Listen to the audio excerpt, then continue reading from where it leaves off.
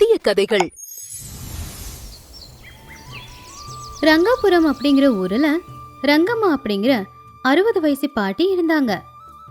அவங்களுக்கு ஊரோட எல்லையில 10 ஏக்கர் வயலும், ஊருக்குள்ள ஒரு பெரிய வீடும், ஒரு பெட்டி நிறைய நகையும் பணமும் இருந்துச்சு. இவ்வளெல்லாம் இருந்தாலும் அவங்க அந்த ஊர்ல எல்லார விடவும் ஏழையாதான் வாழ்ந்துகிட்டு இருந்தாங்க. சாயம் போன ஒரு புடவையை கட்டிக்கிட்டு ஒரு நாள்ல ஒரு வேளை மட்டும் சாப்பிட்டுக்கிட்டு ₹1 கூட செலவு பண்ணாம ஒரு சாதாரண வாழ்க்கைய வாழ்ந்துட்டு இருந்தாங்க. அந்த அம்மா எந்த அளவுக்கு ஒரு பிசினாரி அப்படின்னா, காக்காங்க கூட அவங்க வீட்டு வாசலுக்கு போகாது. எப்படியும் அவங்க ஒத்த பருக்க கூட போட மாட்டாங்கன்னு காக்காங்களுக்கு கூட தெரியும். அன்னைக்கு காலையில ரங்கம்மா பாட்டி அவங்க வீட்டுக்குள்ள உக்காந்துக்கிட்டு நேத்து மிச்சமான சாப்பாட்டுல தண்ணியை ஊத்தி சாப்பிட்டுக்கிட்டு இருந்தாங்க. அப்பதான் காய்கறி வியாபாரம் செஞ்சுக்கிட்டு இருந்த ராமு அந்த பக்கமா வந்தான். கத்திரிக்காய், வெண்டைக்காய், தக்காளி எல்லாம் இருக்குமா, வாங்க வந்து வாங்கிக்கோங்க. பாட்டி சாப்பிடறத விட்டுட்டு கைய கூட கழுவாம வேகமா வெளியில போனாங்க.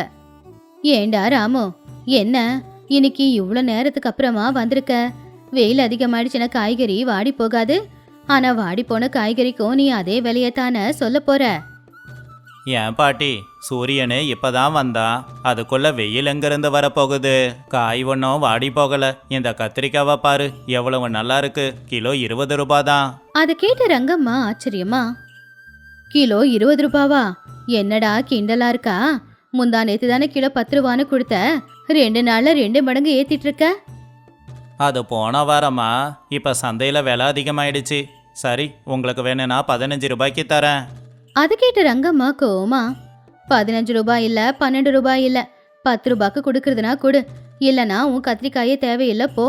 இந்த கத்திரிக்காய் ஒன்று பார்க்க அவ்வளோ நல்லா இல்ல, எல்லாம் பூச்சி பிடிச்ச கத்திரிக்காய். ஆமா, ₹10 கத்திரிக்காய் 10 வருஷத்துக்கு முன்னாடி கொடுத்தாங்க. உன்கிட்ட என்னால பேரம் பேச முடியாது, நீ நகருமா, வேற ஆளுங்க வரட்டும். ரங்கம்மா கோமா, ஏண்டா என் வீட்டுக்கு முன்னாடியே நின்று எனக்கு காய்கறி கொடுக்க மாட்டேன்னு சொல்றல? சரி சரி, ஒரு 1/4 கிலோ கொடு, கூட கொஞ்சம் கொத்தமல்லியும் கருவேப்பிலையும் கொடு. ஆனா ₹10 கணக்குல தான் நான் காசு கொடுப்பேன். 1/4 கிலோக்கா 1/4 மணி நேரமா பேசிக்கிட்டு இருக்க? உன் தொல்லை தாங்க முடியல. சரி சரி, வாங்கிக்கோ. ரங்கம்மா அந்த 1/4 கிலோ கத்திரிக்காவை ஒவ்வொன்னா எடுத்து முன்ன பின்ன திருப்பி பார்த்துட்டு, அதுக்கப்புறம் 1/4 கிலோ ஆனதுக்கு அப்புறமா முந்தானையில சொருகி வச்சிருக்கிற கொஞ்சோண்டு பணத்தை எடுத்து ராமுவோட கையில போட்டாங்க, அதுவும் விருப்பமே இல்லாம. அதுக்கப்புறம் ரங்கம்மா, காய் நல்லால, நாளைக்கு காலையில நீ இந்த ஊர்ல வியாபாரமே செய்ய முடியாது, பாத்துக்கோ. ரங்கம்மாவோட வீட்டுக்கு பக்கத்துல இருக்கிற சுப்பையாவும் அவருடைய மனைவியும் இது எல்லாத்தையும் பாத்துக்கிட்டு இருந்தாங்க. சுப்பையாவுக்கு வயசு 57, ரொம்பவும் நேர்மையான மனுஷன். அப்போ கௌரி புருஷன் கிட்ட, ஏங்க பாத்தீங்களா, அந்த அம்மா கிட்ட எவ்வளோ சொத்து இருக்கு, ஆனா ஒரு ₹10 கத்திரிக்காவுக்கு அந்த புள்ளைய பாடா படுத்திட்டாங்க. அவனும் போனா போகுதுன்னு கொடுத்துட்டு போயிட்டான். பணம் மனுஷனோட வாழ்க்கைக்கு முக்கியம்தான், ஆனா அந்த பணமே உலகமாயிடக்கூடாது. அந்த அம்மாவுக்கு பணத்தை வச்சு வாழ தெரியல. அவங்க சேர்த்து வச்சிருக்கிற பழைய நோட்டு மாதிரி தான் அந்த அம்மாவோட வாழ்க்கையும். யாருக்கும் அந்த நோட்டு பயன்படாது இல்லையா? போன வாரம் அந்த அம்மாவுக்கு உடம்பு முடியாம போனப்போ பணம் கூட நான் மருந்து வாங்கிட்டு வரேன்னு சொன்னேன். அதெல்லாம் ஒன்றும் தேவையில்லை, சாப்பிடாம இருந்தா உடம்பு குணமாயிடுன்னு 3 நாளா சாப்பிடாம இருந்து குணமாக்கிக்கிட்டாங்க. அவ்வளோ பணத்தை என்ன பண்ண போறாங்களோ? நாம என்ன சொன்னாலும் அவங்க கேட்க போறதில்ல. அவங்க சொத்து மேல ஆசைப்படுறோன்னு நம்ம மேல பழி போடுவாங்க. அதான் நான் தள்ளியே இருக்கேன். ஒரு வாரத்துக்கு அப்புறமா ரங்கம்மா பாட்டி வீட்டுக்கு ஒரு ஆள் வந்தான். அவனோட பேரு நடராஜன். பாக்குறதுக்கு நல்ல புது துணியை போட்டுக்கிட்டு கையில ஒரு இனிப்பு பெட்டியை எடுத்துக்கிட்டு அவங்க வீட்டுக்கு வந்தான். அத்தை, எப்படி அத்தை இருக்க? நல்லா இருக்கியா? நான் யாருன்னு அடையாளம் தெரியலையா? நான் தான் நடராஜன், உங்க தூரத்து சொந்தம் ராமையாவோட புள்ள. அப்ப ரங்கம்மா சந்தேகமா, ராமையாவோட புள்ளையா? எப்பவோ சின்ன வயசுல பார்த்தது, இப்ப என்ன இந்த பக்கம் வந்திருக்க? கையில என்ன வச்சுக்கிட்டு இருக்க? இது நெய் லட்டு. பட்டணத்துல இருந்து வரும்போது உனக்காக வாங்கிக்கிட்டு வந்தேன். நீ தனியா இருக்கிறத கேள்விப்பட்டனா மனசுக்கு ரொம்ப கஷ்டமா இருந்துச்சு. அதான் ஒரு எட்டு உன்னை பார்த்துட்டு போலான்னு வந்தேன். என்னது, நெய் லட்டா? என்ன விலை கொடுத்து வாங்கின? தேவையில்லாம நெய் லட்டு வாங்குறதுக்கு பதிலா அந்த பணத்தை வச்சு ஒரு 5 கிலோ அரிசி வாங்கியிருக்கலாம்ல? ஐயோ அத்தை, பணம் போனா போகுது. நீ எவ்வளவு மெலிஞ்சு போயிருக்க, பார்க்கவே கஷ்டமா இருக்கு. எங்க அப்பா சாகரத்துக்கு முன்னாடி சொன்னாரு, ரங்கம்மா அத்தை பாவண்டா, அவங்கள போய் பார்த்துக்கோன்னு.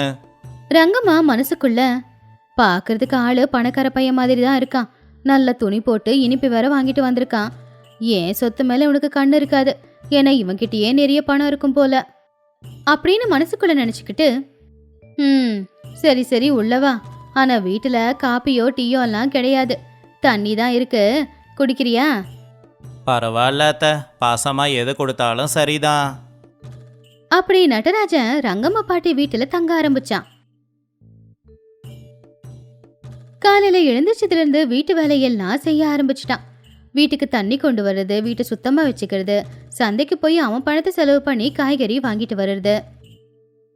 ரங்கம்மாவுக்கு இது ரொம்பவும் பிடிச்சு போச்சு. ஏன்னா அவங்க பணம் ₹1 செலவாக மாட்டேங்குது, ஆனா வேலை மட்டும் எல்லாமே நடக்குது.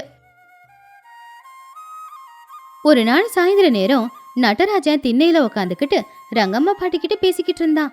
அத்தை, இந்த காலத்துல பேங்கை கூட நம்ப கூடாது. பேங்க்ல இருக்கிற நம்ம பணத்துக்கும் பாதுகாப்பு இல்லை. அதை கேட்டு ரங்கம்மா பயந்துக்கிட்டே, என்னது பேங்க்லயும் கொள்ளையடிக்கிறாங்களா? ஆனா என் பணத்தை நான் வீட்டுல தான் வச்சுக்கிட்டு இருக்கேன். ஐயோ, வீட்டுலையா?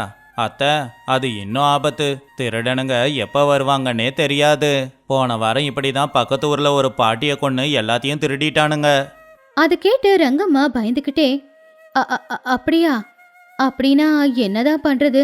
என்கிட்ட கொஞ்சம் பணம் அதிகமா தான் இருக்கு, ஆனா யாருக்கிட்டையும் தைரியமா சொல்லிக்க முடியல. பக்கத்து வீட்டு சுப்பையாவுக்கு தெரிஞ்சதுன்னா அவன் எல்லாத்தையுமே எடுத்துப்பாங்கிற பயம். அதை கேட்டு நடராஜன் இதுதான் வாய்ப்புன்னு நினைச்சுக்கிட்டு, சுப்பையாவை பத்தி எனக்கு தெரியாது, ஆனா அரசாங்கம் ஒரு திட்டம் போட்டிருக்கு. அதுதான் தங்க திட்டம்.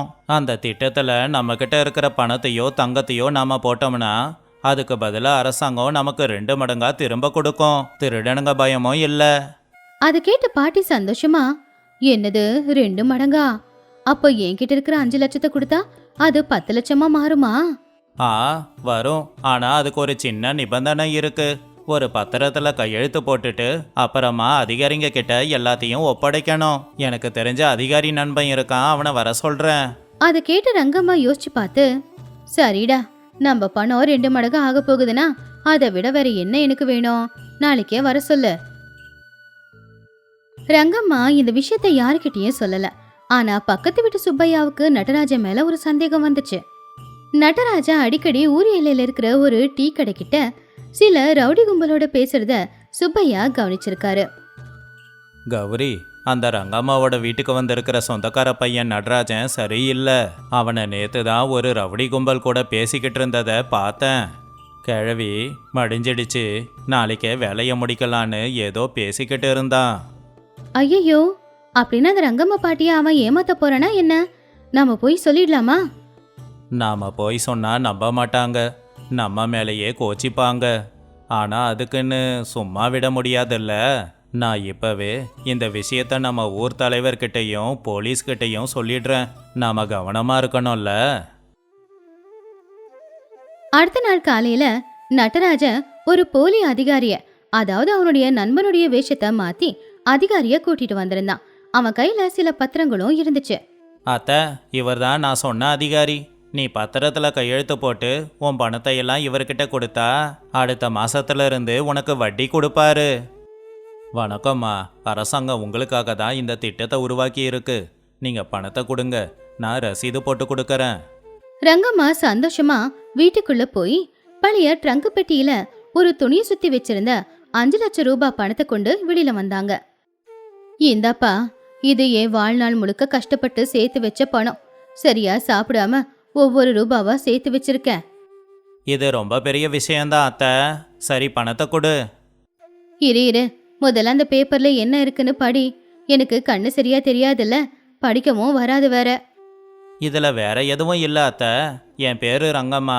இந்த திட்டத்துல சேர 5 லட்சம் ரூபாய் கொடுக்கறேன்னு எழுதியிருக்கு. கையெழுத்து போடு. எனக்கு என்னமோ மனசுக்கு எது தப்பு நடக்க போகுதுன்னு தோணுதுடா. இந்த பணம் என் வீட்டுல இருந்தாதான் எனக்கு தூக்கமே வரும். வெளியில கொடுக்கறனே திரும்ப கிடைக்குமா?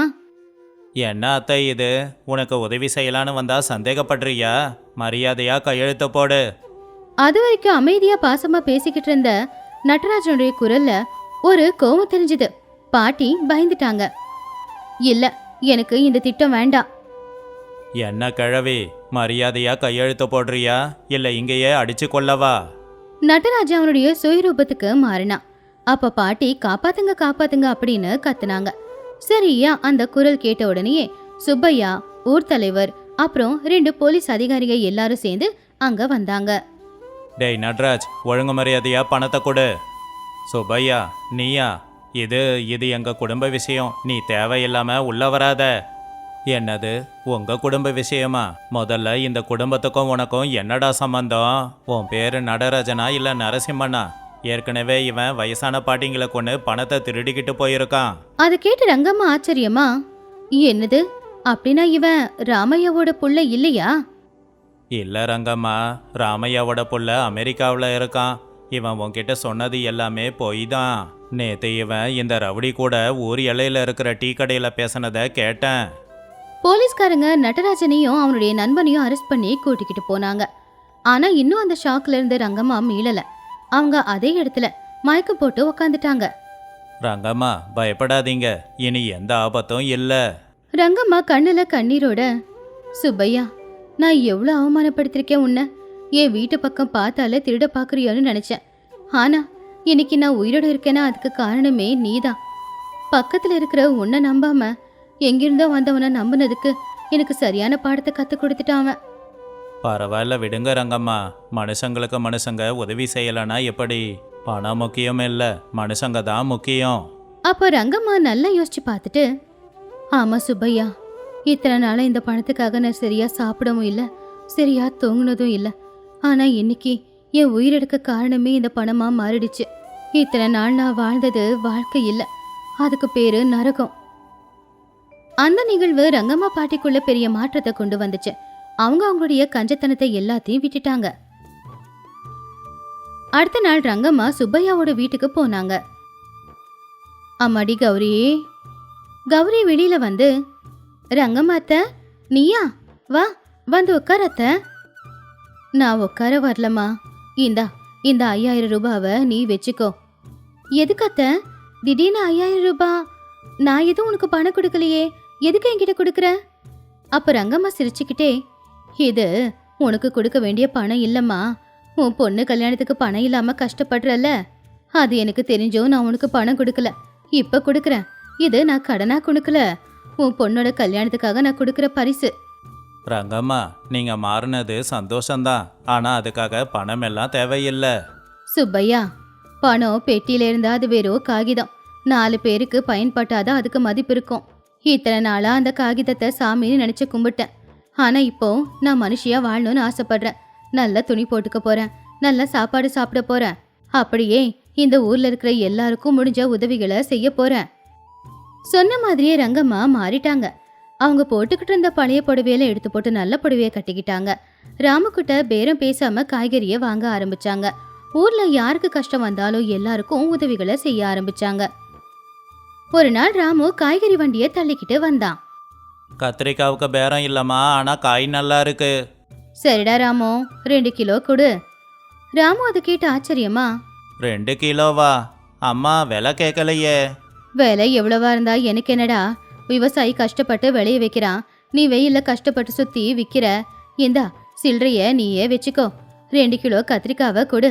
இந்த கத்திரிக்காயை வச்சு இன்னைக்கு எண்ணெய் கத்திரிக்காய் குழம்பு செஞ்சு எங்க ஊர் ஸ்கூல்ல படிக்கிற பிள்ளைங்க எல்லாருக்குமே நான் மதிய சாப்பாடு போட போறேன். அம்மா, உண்மையிலேயே நீங்க மாறிட்டீங்க.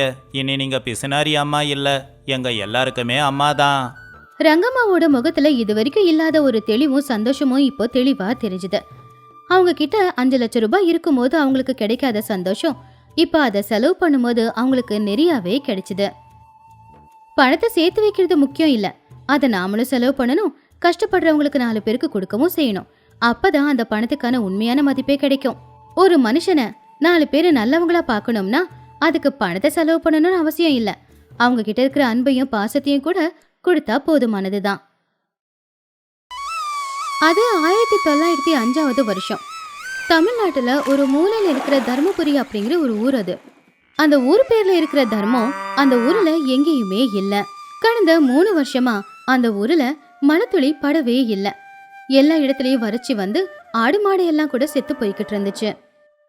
ஊரு ஜனங்க கஞ்சி காய்ச்சி மட்டும்தான் குடிக்கிற நிலைமை. அந்த ஊர்ல தான் ராமையா அப்படிங்கிற ஒரு ஏழை விவசாயி இருந்தாரு. அவருக்கு இருக்கிறது 2 ஏக்கர் வறண்ட பூமி தான். அந்த பூமி தான் அவருக்கு உயிர். ராமையாவும் அவருடைய மனைவியான சீதாவும் வீட்டு திண்ணையில உக்காந்துக்கிட்டு காஞ்சி போயிருக்கிற அவங்களுடைய நிலத்தை பார்த்து கண்ணீர் விட்டு அழுதாங்க. என்னங்க, இன்னும் எத்தனை நாளைக்கு இப்படி? ஆகாயத்தை பார்த்து பார்த்து கண்ணே பூத்து போச்சு. வீட்டில் இருக்கிற அரிசி எல்லாம் தீந்து போச்சு. நாளையில இருந்து நாமளும் பட்னியா தான் இருக்கணும். தைரியத்தை இழக்காத சீதா. இது நம்ம ஊரு, நம்ம பூமி. இன்னைக்கு இல்லைனாலும் அந்த ஆகாயத்துக்கு நம்ம மேல கருணை வந்து நாளைக்கு மழை வராமலா போயிடும். கருணையா? ஆகாயத்தை பாத்தீங்களா எப்படி வெயில் அடிக்குதுன்னு? நம்ம தலையெழுத்து இவ்வளவுதாங்க. இனிமே இந்த ஊரு நமக்கு வேணாங்க. வாங்க, ஜமீன்தார் கிட்ட கடன் வாங்கியாவது பட்டணத்துக்கு போய் கூலி வேலை செஞ்சாவது பொழைச்சிக்கலாம். இல்ல சீதா, நான் பிறந்தது இங்கதான். இங்கதான் நான் மண்ணோட மண்ணா போவேன். எந்த காரணத்துக்காகவும் இந்த மண்ணை விட்டு நான் வரமாட்டேன். அன்னைக்கு ராத்திரி ராமையாவுக்கு தூக்கம் வரல. அவராலே எதுவும் செய்ய முடியல. பொண்டாட்டியோட கவலையை பார்த்து அவரால் அமைதியாகவும் இருக்க முடியல. அவரை கண்ணு மூடி ஆபத் பாந்தவனான அந்த பெருமாளை மனசுல நினைச்சுக்கிட்டு படுத்து தூங்குனாரு. அப்பனே பெருமாளே, நீ இருக்கிறியாப்பா? என் வாழ்க்கையில் நான் போய் சேர்றதுக்கு முன்னாடி ஒரே ஒரு தடவை திருப்பதிக்கு வந்து உன்னை கண்ணால் பார்க்கணும். ஆனால் எங்கள் ஊரில் இருக்கிற வறட்சியால் என்னால் ஊரை விட்டு வர முடியலை. தயவு செஞ்சு உன் கருணையை காட்டி ஒரு தடவை உன் தரிசனத்தை கூட. அடுத்த நாள் காலையிலேயே ராமையா அவருடைய வயலுக்கு போய் வயல் மண்ணில் நின்றுக்கிட்டு ஆகாயத்தை பார்த்து கையெடுத்து கும்பிட்டு, அப்பனே பெருமாளே, கருணை காட்டுப்பா. ஒரே ஒரு தடவையாவது என் நிலம் நனையிற அளவுக்கு மழையை கொடுப்பா. அப்படி நீ மழையை கொடுத்து என் வயல்ல என்ன விளைஞ்சாலும் சரி, விளையிற எல்லாத்தையும் உனக்கே கொண்டு வந்து கொடுக்கறேன். நான் கஷ்டப்பட்டு வேர்வை சிந்தி உழைச்சி வர்ற விளைச்சல் எல்லாத்தையும் உனக்கே கொடுக்கறேன். என் வயல்ல வர விளைச்சலை விற்று எவ்வளவு பணம் வருதோ அதை என் கையாலேயே உன் உண்டியில் கொண்டு வந்து போடுறேன். இதை நான் உனக்கு கொடுக்குற வாக்கு. இதை யார் வந்து தடுத்தாலும் அவங்க பேச்சை நான் கேட்க மாட்டேன். இதை மீறினா நான் ஒரு விவசாயியே இல்லை. அதை கேட்டு சீதா இவருக்கு பைத்தியம் பிடிச்சிருச்சுன்னு நினைச்சு சிரிச்சா. ஜனங்களும் ராமையாவுக்கு பைத்தியம் தான் பிடிச்சிருக்கு போல அப்படின்னு பேசிக்க ஆரம்பிச்சாங்க. ஆனா ராமையாவோட வேண்டுதல் வீணா போகல. ஆச்சரியமா அடுத்த ஒரு வாரத்துல யாரும் எதிர்பார்க்காத ஒரு மழை அந்த ஊர்ல பெஞ்சது. அந்த ஊர்ல இருக்கிற பூமியெல்லாம் நிறையிற மாதிரி, அங்க இருக்கிற ஆறு குளம் எல்லாமே நிறையிற மாதிரி பயங்கரமான மழை பெஞ்சுது. பெருமாளே, என் வேண்டுதல் உனக்கு கேட்டுடுச்சா? அடுத்த 6 மாசம் ராவும் பகலுமா ராமையா வயல்ல கஷ்டப்பட்டு உழைச்சாரு. விளைச்சல சந்தையில கொண்டு போய் வித்தாரு. அப்போ அவருக்கு அந்த விளைச்சலுக்கு பதிலா 10 வெள்ளி காசுங்க கிடைச்சது. அந்த வெள்ளி காசுங்க அப்போ ஒரு ஜமீன்தார் கிட்ட இருக்கிற பெரிய சொத்து. ராமையா அந்த 10 வெள்ளி காசை ஒரு பழைய துணியில சுத்தி அந்த துணியை இடுப்புல சொருகிக்கிட்டு அங்கிருந்து வீட்டுக்கு வந்தாரு. அப்பாடா, நம்ம கஷ்டம் இன்னைக்கு தீர போகுதுங்க. இந்த பணத்துல முதல்ல ஜமீன்தார் கிட்ட வாங்கின கடனை திருப்பி கொடுங்க. அப்புறம் அடுத்து நம்ம வயல்ல பயிரிடுறதுக்கு தேவையான விதையை போய் வாங்கிட்டு வாங்க. இல்ல சீதா, இந்த பணம் நம்மளோடது இல்ல. நம்மளோடது இல்லையா? இது நம்ம கஷ்டப்பட்டு உழைச்சது. இல்ல, இது எனக்கு சொந்தமான பணம் இல்ல. இது அந்த பெருமாளுக்கு சொந்தமான பணம். இதை எடுத்துக்கிட்டு போய் அவருடைய உண்டியல்ல போடணும். நாளைக்கு காலையிலேயே நான் திருப்பதிக்கு கிளம்புறேன். இங்கிருந்து நடந்தே போக போறேன். என்னங்க, என்ன சொல்றீங்க? திருப்பதிக்கு நடந்து போக போறீங்களா? உங்களுக்கு பைத்தியமா பிடிச்சிருக்கு? இந்த விஷயம் ஊர் தலைவர் வரைக்கும் போச்சு. அவரு ராமையாவை வர சொல்லி அவனுக்கு எடுத்து சொல்ல முயற்சி பண்ணாரு.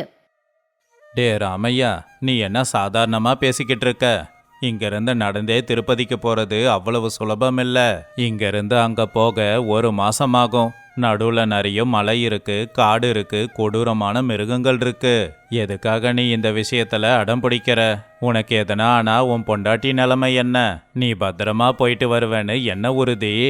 நீங்க பெரியவங்க, நீங்க சொல்றது எனக்கு புரியுது. ஆனா ஒரு விவசாயிக்கு 2 விஷயம் முக்கியம். ஒன்று அவனுடைய பூமி, இன்னொன்று அவனுடைய வாக்கு. இந்த உயிரை கொடுத்ததே அந்த பெருமாள் தான். எடுக்கணும்னா அவர் தான் எடுக்கணும். கொடுத்த வாக்க மீறி இந்த உலகத்துக்காக நான் வாழ ஆரம்பிச்சாலும் என்னால் நிம்மதியாக வாழ முடியாது. அதுக்கு கொடுத்த வாக்குக்காக உயிர் போனாலும் பரவாயில்லைங்க ஐயா. ராமையாவோட முடிவை யாராலையும் மாற்ற முடியல. சீத்தம்மா அழுதுகிட்டே போற வழியில புருஷன் சாப்பிட்றதுக்காக சில சோள ரொட்டிங்களை வச்சு கொடுத்தா. அடுத்த நாள் காலையில ராமையா எழுந்திருச்சு கோவிந்தா கோவிந்தா அப்படின்னு சொல்லிக்கிட்டு சாப்பாடு மூட்டையை முதுகுல சுமந்துக்கிட்டு கடவுளுக்கு செலுத்த வேண்டிய வெள்ளிக்காசை இந்த பக்கம் சொருவிக்கிட்டு வழியில அவனுக்கு தேவையான காசை அந்த பக்கம் சொருவிக்கிட்டு திருப்பதிக்கு நடப்பயணமா கிளம்புனான். அனல் பறந்துகிட்டு இருக்கிற தெருவுல வெயில கூட பொருட்படுத்தாம நடந்து போய்கிட்டு இருந்தான்.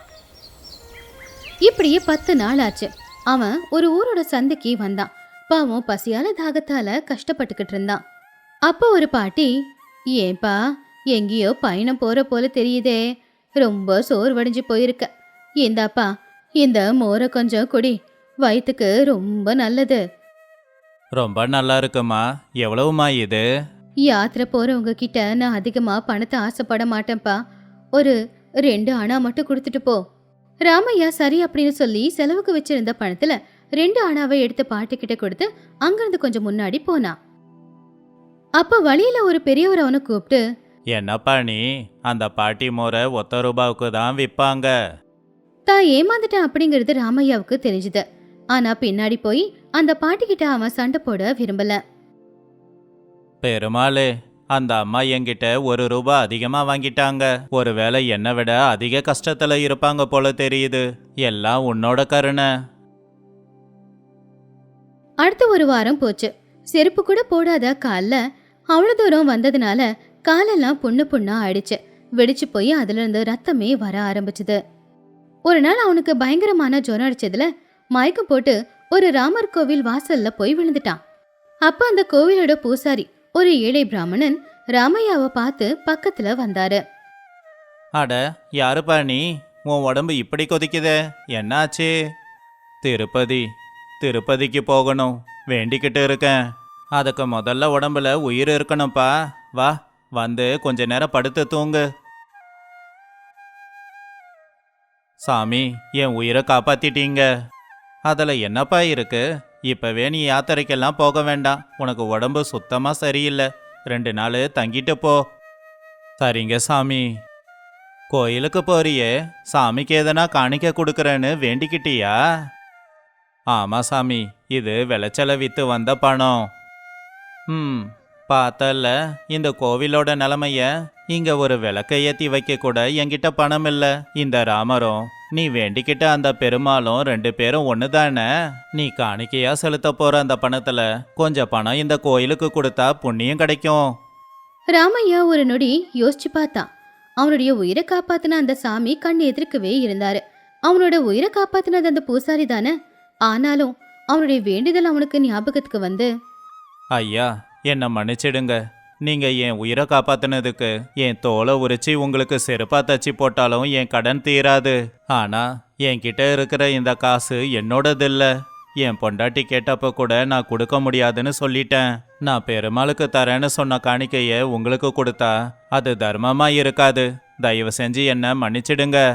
அதை கேட்டு பூசாரி ஆச்சரியப்பட்டாரு.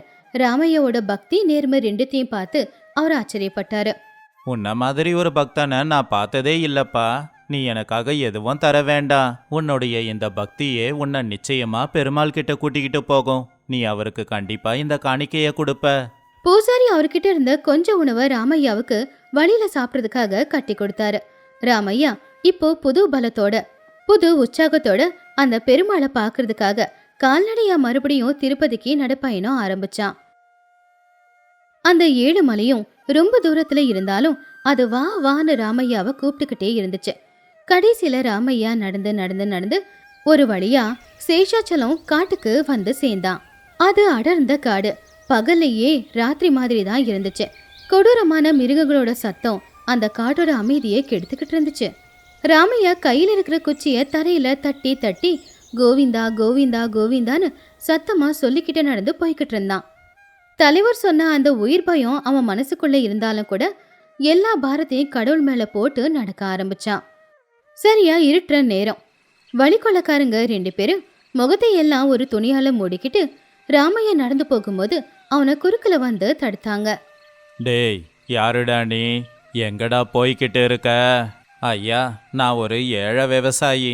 திருப்பதிக்கு நடந்து போறேன். திருப்பதிக்கு நடந்து போறியா? உன்ன மாதிரி ஆளுக்காகத்தானே நாங்க காத்துக்கிட்டு இருக்கோம்.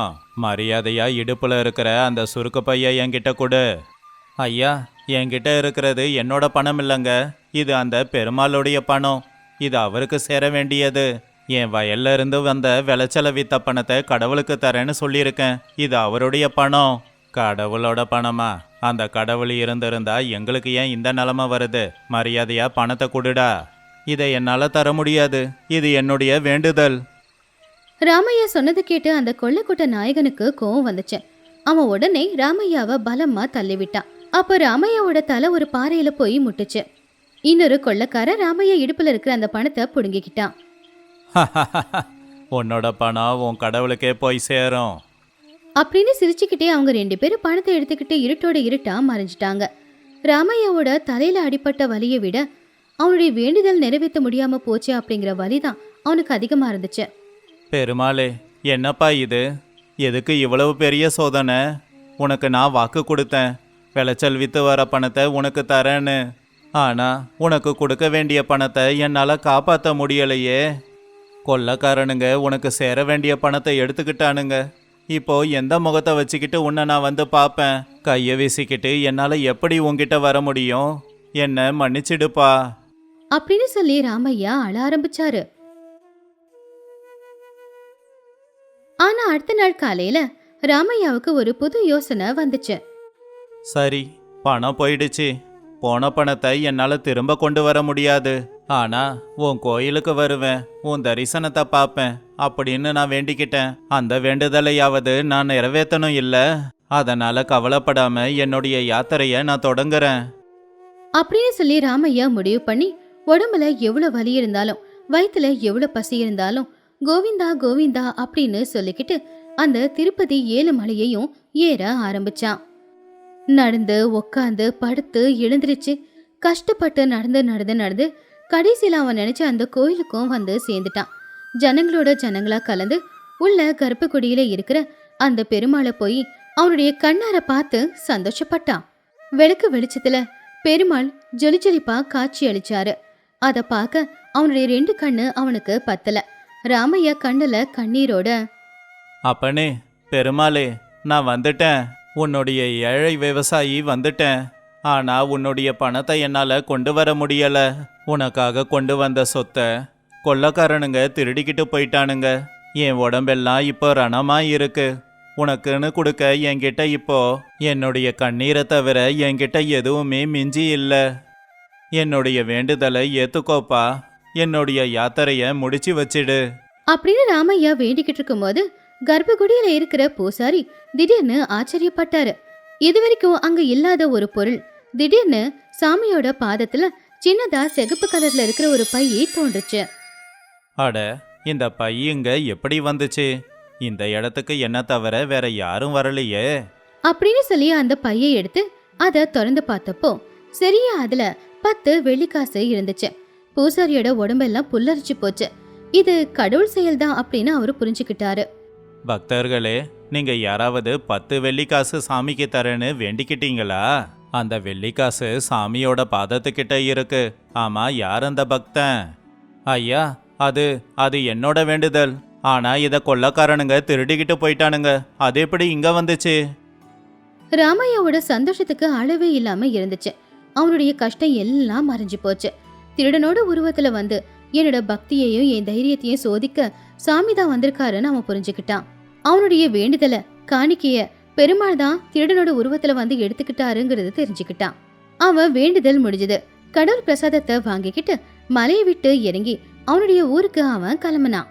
இந்த தடவை அவனுக்கு உடம்பெல்லாம் வலி இல்ல, சோர்வும் இல்ல, அமைதி, சந்தோஷம், நிம்மதி எல்லாமே இருந்துச்சு. ஒரு மாசத்துக்கு அப்புறமா ராமையா தர்மபுரத்துக்கு வந்து சேர்ந்தான். சீதாவும் ஊர்ஜனங்களும் அவன் உயிரோட திரும்பி வந்ததை பார்த்து ரொம்ப சந்தோஷப்பட்டாங்க.